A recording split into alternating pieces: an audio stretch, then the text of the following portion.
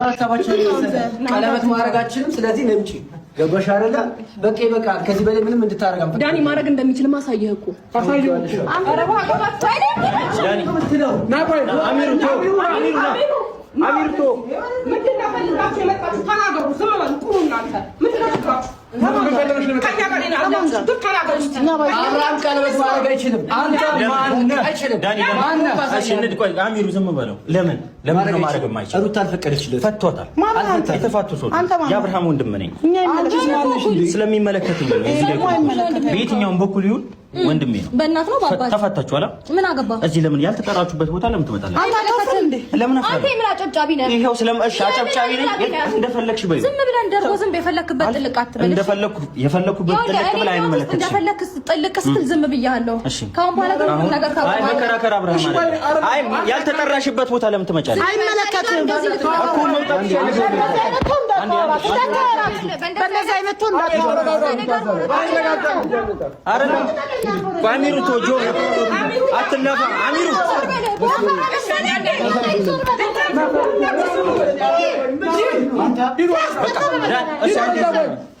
እኔ ባለቤቷ አለኝ አይደል? ምንም ነገር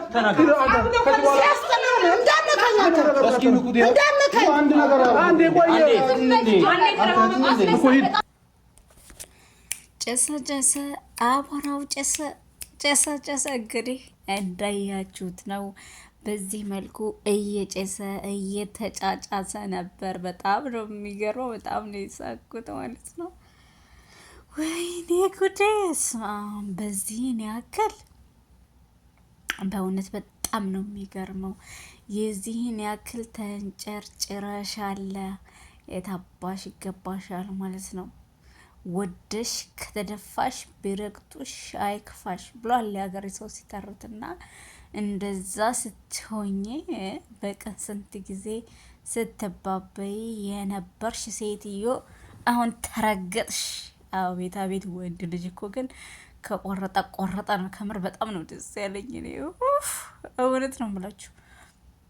እኔ ደስታዬን መግለጽ አልቻልኩም ማለት ነው። በቃ ሄርሜ አሸንፋ የራሷ አደረገች ማለት ነው። እና ሩታ እንግዲህ እንደ በፊቱ የለም የኔ ቆንጆ ሶፍት አቀብሏት፣ በቃ ሶፍት አቀብሉልኝ ማለት ነው። እንደ በፊቱ መለመን እንደ በፊቱ እንግዲህ በአንድ ቀን ወይም ደግሞ 3 ቀን ብቻ ጠብቂኝና ከ3 ቀን በኋላ አሳይሻለሁ ብዙም አትደነቂ ማለት ቀረ። በቃ ከተማ ማለት ነው። ወንድ ልጅ ከቆረጠ ቆረጠ ነው። ከምር ለዚህ እኮ ወንድ ልጆች ማለት ነው ጎበዞች ናቸው። አንዴ ከቆረጡ ቆረጡ ነው። እኛ ሴት ልጆች ነን የምናምታታው። ቀለባችን ልባችን እንደ ጡታችን የተዘቀዘቀ ነውና እናምታታለን። በቃ አልፈልገውም፣ በቃ የራሱ ጉዳይ ይሄድ ካልነ በኋላ ራሱ እንደገና ፍቅር ያንገበግበናል። ትዝታው ምኑ ከእንደገና ወደዛ ሰው መመለስ እንፈልጋለን ማለት ነው። ግን ወንዶች በተፈጥሯቸው ከጠሉሽ በቃ ጠሉሽ ነው። ካላስ ሊያዩሽ ሁሉ አይፈልጉም። ቆረጡ ነውና እንደኛ አይደሉም ማለት ነው። ወንድ ልጅ ቆረጠ አንድ አይሉ 2 ጊዜ ሲመለስና ሲመላለስ ሲክለሰለስ በቃ ከህይወቴ እንዳገቢ በል ሲባል እያለ እንደ ጅል እንደ ህጻን ልጅ አሁንም እንደዚህ ያደርጋል እያልኩ ፍራቻ ነበረብኝ። ማርያምን ነው የምላችሁ። ሄርሜን አሁንም ለ3ኛ ጊዜ እንደዛ ብሎ እሷ ወደ ህይወቱ በምመጣ ሰዓት በቃ ከህይወቴ ውጭልኝ፣ አሁንም ልጄን ማሳደግ አለብኝ ይላት ይሆን እንደ እያልኩኝ እስካሁን ድረስ የሚገርማችሁ ፍራቻ ላይ ነበርኩ ማለት ነው። ከአሁኗ ሰዓት ጀምሮ ታገቢኛለሽ ወይ ብሎ ተንበርክኮ ቀለበት እስኪያደርግለት ድረስ እኔ በፍራቻ ላይ ነበረ ያለሁትኝ። ይቺ ሰይጣን ሴትዮ አሁንም መታ እወድሃለሁ አፈቅርሃለሁ ብላ ወደ ራሷ ትመልሰዋለች። አሁንም በድጋሚ ደግሞ ልቧ ይሰበራል እያልኩ ነበረ። ተመስገን እስካሁን ድረስ እንግዲህ የራሷና የራሷ ሆኖ እየመራች ነው ማለት ነው። በዚህን ያክል ግን መርከዝ በጣም ነው የሚያስጠላው። አልፈልግሽም ትዳር ይዣለሁ፣ ትዳርሽን ያዢ፣ ከዚህ በኋላ ከህይወቴ ውጭ እየተባለች ግን ድግስ የተደገሰበት ቦታ ድረስ ሰተት ብሎ ገብቶ እሱን ለመረበሽና እሱ የሆነ ነገር ቢያደርግ ለማሳሰር ይህን ሁሉ ጥረት ስማም የልጇን አባት ማለት ነው። እንግዲህ አይታችሁት ከሆነ በዚህ 2 ቀን 1 ቀን ውስጥ ህፃን ልጁን ይዞ ልጫወት ህፃን ነው ከኔ ጋር የተወሰነ ጊዜ ቆይ ብሎ ይዞት በሄደ ሰዓት 2 ቀን እንኳ ሳይሞላት ማለት ነው ልጄን ይዞ ቢጠፋ ብላ ክስ መስርታበታለች ማለት ነው። ፈጣሪ ያለ እሱን ለማሳሰር እሱን የሆነ ነገር ለማድረግ ጥረት እንዳይመስላችሁ። ደግሞ አታፍርም፣ አትወደውም ልጅህን ትላለች ማለት ነው። በጣም ነው የምትገርመኝ እኮ እንደ ሩታ ግን የረከሰ ርካሽ ሴትን ያላየሁም። ማርያምን በስመ አብ እኔም ሴት ነኝ እግዚአብሔር ይመስገን፣ ግን እኔ እንደዚህ የረከስኩኝ ሴት አይደለሁኝም። በቃ ለሚወደኝ እወደዋለሁ፣ ለሄደ ይሄዳል። በቃ ደግሞ የማፈቅረውና የምወደው ሰው እንዲህ እየለመነኝ አለሽ ቆመ ማለት ነው። እሷ ግን እንደ ጎንደሬ ስትግደረደር ተራጠች። ስንት ሲለምናት እምቢ ብላ እንደገና ከሄደ በኋላ ምን ሲሉ ሽኑ ሲያሞርጦሽ ነው የሚባል አባባል አለና እኔ በጣም ነው የገረመኝ ማለት ነው። በዚህ ልክ በስማ በዚህ ልክ እየተከተለች እያለቀሰች ደግሞ እኔ ሌላውስ ይቅርና ማለት ነው እቺ ሜሪ የምትባል ሴትዮ ተጭኖ የተራገፈ አህያ የመሰለች ሴት ማርያምን ነው የምላችሁ። በጣም ነው የምታበዛው። ከዛም ከዚህም ጥልቅ እንደገና ደግሞ ዳኒ ተብያለ አውራ ዶሮ የሚያክል ሰውዬ እሱም እንደዛ ማለት ነው በማያገባው ነገር ጥልቅ ብሎ እኔ ነኝ ብቻ ሰው የሚልበት አጋጣሚ ያለ በእውነት እንደ ኮረሪማ ማለት ነው። እንዲ ውጥር እያለ አታገባም አንተ ብለህ ነው እንዴ የምታገባው? እነሱ ብሎ ነው እንዴ ሰው ግን እንዳቅሙ ለምን አይኖርም? ጋይስ ውዶቼ ስንኖር እኮ እንዳቅማችን ነው አይደል የምንኖረው። ያለ አቅሙ የሚንጠራራው ነገርስ ምንም ለማያመጣ ያለ አቅሙ ግን እኔ ያለው እኔ ብሰማ ኖሮ ቀለበት አታደርጋትም ኖሮ ነበር እኔ ያለው ምናምን እንዴ በጣም ነው የሚገርመው። እንዴ የሰውን ህይወት እኔ ልኖር የሚል ሰው ዳኒ የሚባል ቁንጥብ ሰውዬ የሆነ ቁራጭ ሰውዬ እሱን አየው ማለት ነው። በማያገባው እየገባ ማለት ነው። ካሁን በፊት ሩታን አፈቅራታለሁ ብሎ እንደቅስ አቡ ዘራፍ። ከዛ ደግሞ በኋላ ሊያጣላ ደግሞ ሄርቤን ይወዳታለሁ ብሎ ደግሞ ሌላ ድራማ ጀመረ። ሳይሳካ ቀረ። ሁለቱም ድራማ ሳይሳካለት ቀረ። ለራሱን ችሎ አይሰራምና ቲክቶክ ካልተለጠፈና ካልተለጣጠፈ አይሆንለትም ማለት ነው። በጣም ነው የሚገርመው። በእውነት በጣም ነው የገረመኝ እኔ በጣም ትናንትናም እንደዚሁ ዛሬም ደግሞ ያው እንግዲህ ቀለበቱን አድርገው ከጨረሱ በኋላ ነው የመጡት ማለት ነው። ግን አብርሽ የኔ ጀግና እኔ አልደግፍም ነበረ፣ አሁን ግን ወድጃለሁ፣ አኩርተኸኛል ማለት ነው። በቃ ድሮ የማልደግፍ ለምንድን ነው ይቺ ርካሽ ሴትዮ በመጣሽ ሰዓት ወዳለሁ አብርዬ እንደዚህ ብላ በመጣሽ ሰዓት ልክ ወደ እሷ የምትሳብበት ነገር አለ። ሄርሜ በቃ ከህይወቴ ውጭ የምትለው ነገር ለዛ ነበር ምጠላ ማለት ነው። የሚያፈቅረውንና የሚወደውን ለምን አያቅም?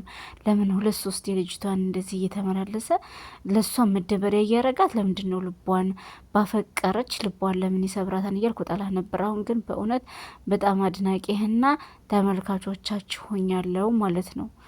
ምክንያቱም ሄርሜላ ለፍቅር ዝቅ ማለትን አስተምራኛለች እና ለፍቅር ደግሞ መሸነፍ ያለ ነው። የሆነ ሰው ሲበድላችሁ በእንትለሳችሁ በጥላቻ ሳይሆን የምትመልሱለት በፍቅር ነው እና ያን ነው እኔ ከሄርሜ የተማርኩትና አብርሽ ጀግና በቃ አሁን ድሮ ሰድበ የነበረውን ማፉ በለኝ አልሳደብም ማለት ነው። አኩርተኸኛል። ያኮራህ ለምንድን ነው? ምን አገባህ አንተ? ምንድነህ ደግሞ? ቡሌው አልቋን እዚህ ቤት ወጡልኝ። ሳትጠሩ ሰው ቤት አቤት ብላችሁ ዘው ብላችሁ እንዴት ትገባላችሁ? አሁን ቡሌ ጨርሰናል ስትለው ሰው ያልከው ያለበት ፓርት ላይ ማለት ነው።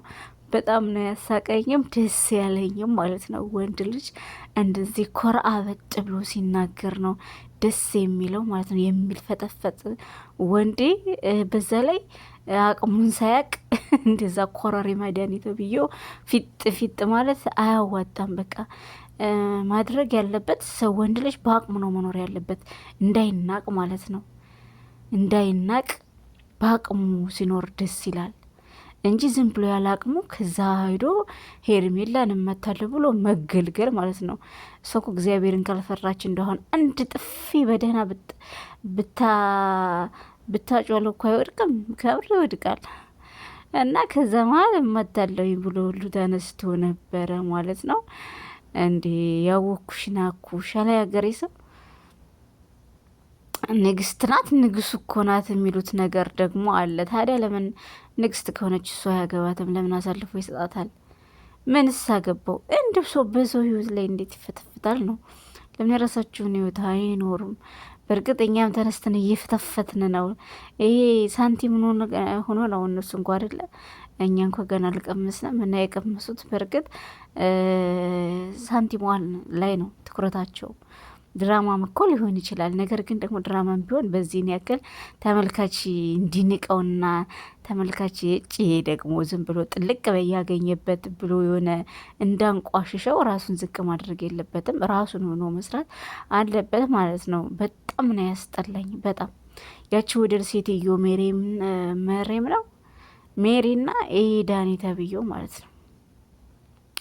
በጣም የሚደብር ነገር ነው የምታደርጉት። ከፈለጋችሁ የራሳችሁን ኑሩ። በቃ በሰው ህይወት አትግቡ ባጭሩ ማለት ነው።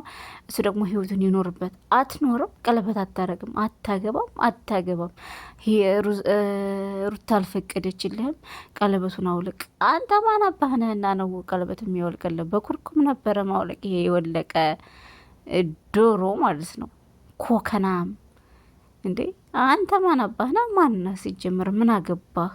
እሷ ደግሞ ሁለተኛ ልጅ ይዛልሃለች ለምትለው ደግሞ ሁለተኛ ልጅ የያዘችው አስገድደው ነው። እውነት እናውራ ከተባለ አስክራ አስገድደው አደንዝዛ ዳፈረችው። ቱ አሌክ የረከሰ ሴት እኮ ማለት እንደሷ የለም። ማርያምን እንዴት ሰው በዚህ ልክ አስክሮ ወንድ ልጅ እንኳ ቢያደርግሽ መቼም ችግር የለውም ወንድ ነው። ሴት ልጅ ግን በዚህን ያክል ወርዳ አስክራ ምን ብላ እሱን ለማገድ እሱ በልጅ ይመለሳል የሚለው አስተሳሰብ ድሮ አስተሳሰብ እየመጣች ዘንድሮ ላይ ትቆልላለች ማለት ነው። በድሮ በሬ ያረሰ የለም እኮ። ነገር ግን ያም ሆኖ እያለ አብረሽ ያን ሁሉ ጥሶ ወጥቶ በቃ ጀግና የራሱ የሆነውን ምርጫ መርጦ መኖር ሲጀምር ከእንደገና ሳትፈቅድልህ ምን አገባት? ፈቀደች አልፈቀደች 80 ወርዳለች። 80 ካወረደች በኋላ ነው እንግዲህ አብረሃይ ካላደርግ ብላ ዲቃላ ብታረግ ራሱ ዲቃላ ነው የሚባለው። ምክንያቱም አንደኛ አደንዛዥ ሰታ ደፍራው ነው። ይሄ ሰው ምንም አላቅም መቼም እያወቀ ቪዲዮ አይቀረጽላትም አይደል እንዴ? ስለዚህ እያወቀ እንዳልሆነ ቪዲዮ ምስክር ነው። ምስክር እዛ ቆማን አለ ቢባል ቪዲዮ ምስክር ነው ማለት ነው። አንድ ጤነኛ ሰው ምንም ያልሆነ ሰው መቼም ራቁቱን ሲቀረጽ ለዛውም ሴት ቁማ ስትቀርጸው ዝም ብሎ አይቀረጽም። ነገር ግን ምንድነው አደንዝዘው ስለነበረ ራሱን አያውቅም ቀርጸዋለች። ያ ማለት ደፍረዋለች ማለት ነው። ብታረግዝ እንኳ ራሱ ልጅ አይደለም ማለት ይችላል። ደፍራው ነው፣ በቃ ደፍራው ነው። በዛ ላይ ደግሞ ፍች ፈጽመዋል። ፍች ፈጽመው ባሏ ካልሆነ ሰውዬ ስትግማማና ስትገማ በራሷ ሂደት ፈልገው የደፈረችው ሴትዮ ዛሬ ያንተን ልጅ ይዣለሁኝ ማለት ምን የሚሉት ነው? ምን ይሉታን? ይሄ እንዴ ለራስሽ እንደው መቼ ነው የምታስቢው? ድሮም አፈቀርኩ ወደድኩ ብለሽ ይይ ስትይ ወረድሽ፣ ዘቀጥሽ። አሁንም ደግሞ ከእንደገና ሌላ ዘቅጠት ማለት ነው። በእርግጥ ውርዴት ላንቺ አዲስሽ አይደለም፣ ግን ራስሽን መቼ ነው የምታስከበሪው? ራስሽን ሆነሽ የምትኖሪው መቼ ነው? ረብስማም የአብርሃም እህት ራሱ እኮ የተናገረችሽ በቂ ነበረ። እኔ ብሆን ኖሮ አልወድሽም፣ አላፈቅርሽም፣ በቀተኝ፣ ከህይወቴ ውጪልኝ ያለኝ ሰውዬ እንኳን እየተከታተልኩ እንደዚህ ላረገው ዙሬ አላየውም። ቱኔ ሴት አይደለሁኝም ይሄን ካደረግኩኝ እንዴት እንደዛ አደርጋለሁኝ? ራሴን ማስከበር አለብኝ ብላ የተናገረችው እንኳ እሱ በቂሽ ነበረ ማለት ነው። አሁን በየሄደበት እየተከታተልሽ መቀመጫ አሳጣው ብለሽ ከሆነ ምንም ከሱ የሚደርስበት ነገር የለም። ህይወቱም እንደውም የበለጠ ጽናት ነው የምትሰጫቸው ማለት ነው። በአንቺ ደራ ፍቅራቸው እያማረና እያበበ ነው የሚሄደው። ስለዚህ እኔ እንደ እህትነት ልመክርሽ የምፈልገው ሴትዮ የራስሽን ኑሮ ኑሪ፣ ደስታሽን ዝም ብለሽ አግቢ። ደስታሽ ለአግባሽ እያለሽ አይደለ? እውነትም ሆነ ድራማ ዝም ብለሽ ደስታሽ ጋራ ብትኖሪ ይሻልሻል። አሜሪካን ውስጥ ነው ምድሮሹ ይሄን እንት ሊያርገሩ ስትይ የነበርሽ ሴትዮ አልነበረሽ? ታዲያ አሁን ምን ሀሳብሽን አስቀየረሽ? ይሄን አጋጣሚ ተጠቀሚና ላጥበይልሻለሁ። ሰብስክራይብ ላይክ እያደረጋችሁ አበረታቶች። ባይ ባይ